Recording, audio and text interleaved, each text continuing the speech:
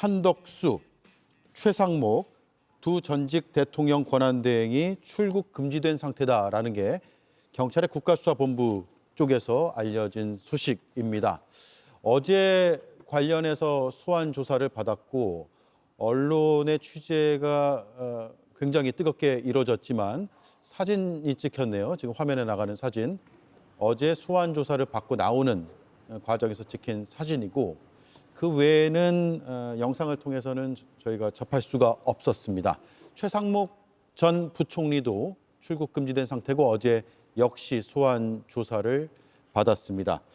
두 인사는 차례대로 대통령 권한대행을 맡았었죠. 탄핵 심판 과정에서도 그랬고 그리고 대통령 탄핵이 결정된 이후에는 한덕수 권한대행 시절에 권한대행을 그만두고 대선 출마를 선언하기 직전에 최상목 부총리 탄핵 움직임이 있자 사표를 낸 바가 있습니다. 윤석열 정권의 핵심 인사라고 불리는 두 인물이 출국 금지가 됐다는 소식이 오늘 오후에 새롭게 전해졌습니다. 이달 중순부터 출국 금지 상태였다고 합니다.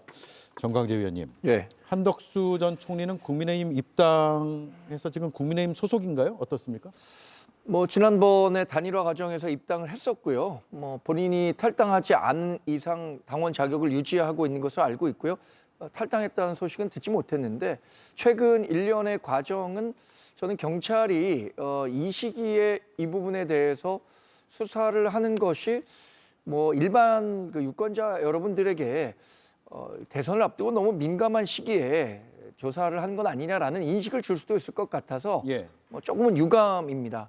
다만 반드시 챙기고 가야 할 부분은 챙기고 가야겠죠. 어제 수사를 받은 부분은 어제도 잠깐 얘기를 나눴지만 본인이 계엄과 관련해서 윤석열 대통령이 전 대통령이 당시에 계엄 관련 문건을 준 것으로 알려졌는데 한덕수 전 총리 같은 경우에 전혀 기억하지 못한다라고 얘기했는데 실제 영상 화면은 좀 다른 게 있어서 수사가 진행되는 것으로 알고 있습니다만 그것이 내란 행위에 직접적으로 개입을 했다, 관여했다라고 보기에는 수사가 진행돼야겠지만 단언하기 좀 어렵지 않은 측면이 있다고 저는 봅니다. 김문수 후보 측에서 선대위원장을 맡아달라는 요청을 했었는데 맡지는 않기로 하겠다는 입장을 밝힌 바가 있습니다. 한덕수 전 총리는요.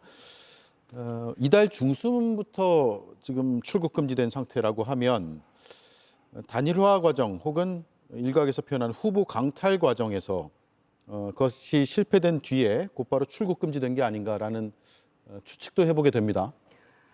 저는 하필 이 시기에라는 말씀에는 좀 동의하기 어렵고요. 오히려 너무 늦어졌다, 조사나 수사가. 그런 생각을 하게 됩니다. 그동안에 경호처 서버, 비아폰 서버 다 원격 삭제됐다는 뉴스도 최근에 나왔죠. 그리고 안가의 CCTV도 삭제됐다는 얘기도 나왔었죠. 오히려 내란 혐의자들의 어떤 그 상황을 입증할 수 있는, 혐의를 입증할 수 있는 증거들이 속속 지금 다 삭제되거나 없어지고 있는 그런 상황에서 이제 와서 지금 이제 거의 6개월 돼가지 않습니까? 계엄 내란 사태가. 그런데 이제 와서 이 혐의자들을 불러서 조사하는 것도 저는 상당한 문제가 있다고 생각하고요. 그 CCTV 등도 확보하려고 그렇게 노력했지만 이제서야 확보가 돼서 말을 맞춰보니까 전혀 했던 얘기하고 다른 그런 그 상황들이 발견이 됐기 때문에 출금 조치가 내려진 거 아니겠습니까?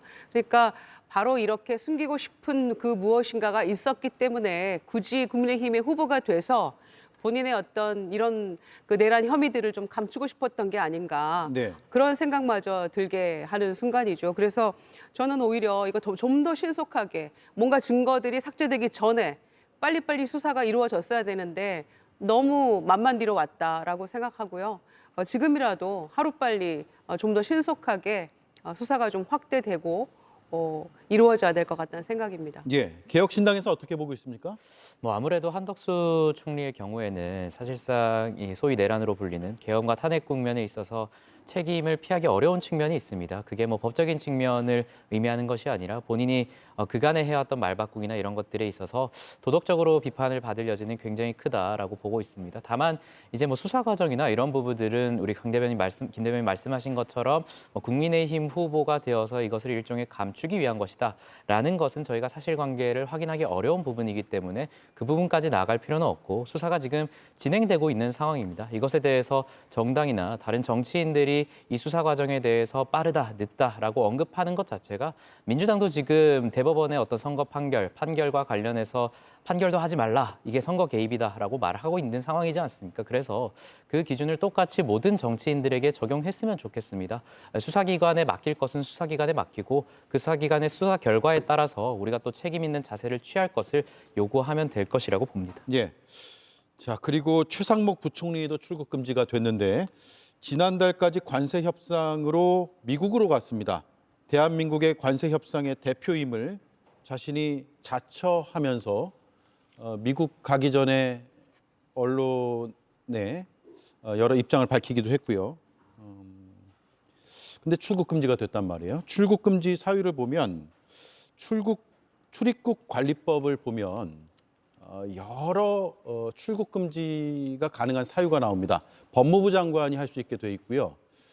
여러 사유 중에서는 국가 안보와 관련된 것도 있고 외교와 관련된 내용들도 담겨져 있습니다. 그런 측면에서 보면 관세 협상의 대표자였던 최상목 부총리가 지금 출국 금지가 돼서 나라 밖을 못 나간다라는 이런 상황을 어떻게 봐야 될지 모르겠네요.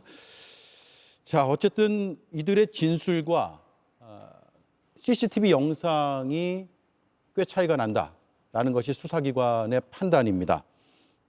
따라서 출국 금지까지 한 것으로 보이고요.